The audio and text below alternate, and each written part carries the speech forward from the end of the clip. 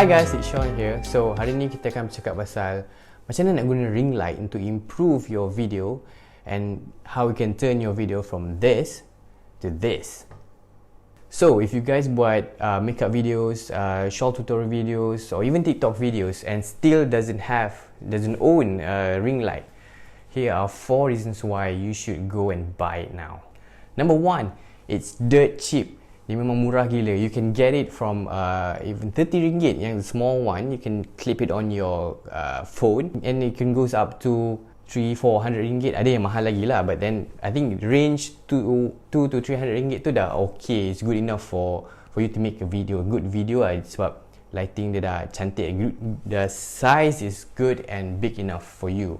Secondly, ring light ni memang sangat sesuai untuk human subject. So kalau you nak shoot yourself or your friend or someone else lah, memang sesuai because of the structure of the light je bulat. So they give an even lighting to your face and then ada nice ring dekat your eye. So it's very nice lah. It's very soft. It's very nice. So the next one is color temperature. So color temperature ni is a scale. So we have on one end is very warm and the other end is very cool. So kalau warm tu dia orange and then the cool tu dia biru lah. So normally ring light ni dia just in between lah, tengah-tengah, just nice untuk kita punya colour kulit. So dia taklah kuning sangat or tak even biru sangat. So memang sesuai sangat untuk portrait. So the last one, because of ring light ni memang sangat popular, orang guna even tak payah pakai big cameras pun. So a lot of people guna untuk phone to record video.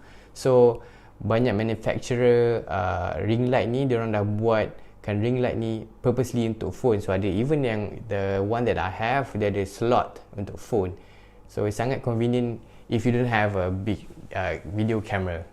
So moving on, kita nak tahu macam mana kita nak gunakan ring light ni, betul tak? So the most common way orang gunakan ring light ni is just letak the ring light in front of your face and then put your camera in between the ring light, which is dia tak salah untuk buat macam tu, tapi there is a better way for you to improve the usage of ring light tu, so that you know your video will pops out even more and you know nampak lagi cantik lah, professional look. This is how I would normally do it lah. So of course there are the people yang do it differently, and I have to say that I'm no professional in this. It's just that I have some experience lah, so I would like to share with you guys. If you guys have your own method yang lagi cun, please leave a comment below so that you know we can share together, we can learn together.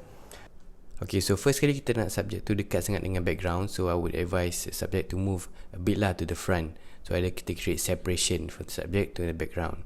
Then to camera settings, I would normally set ISO 400 and shutter speed 50. So into I think just nice lah. And then I can set up the ring and adjust accordingly, ikut camera tu, just nice. So the next one, I can letak rim light so it can create macam a separation dekat bahu and tudung the subject, so nampak tak adalah dekat sangat dengan background tu kan. And then untuk bonus point, I normally letak satu lampu dekat belakang yang tali kat dinding, so that create a pop. So untuk this one, I akan set very dim, tak adalah bright sangat.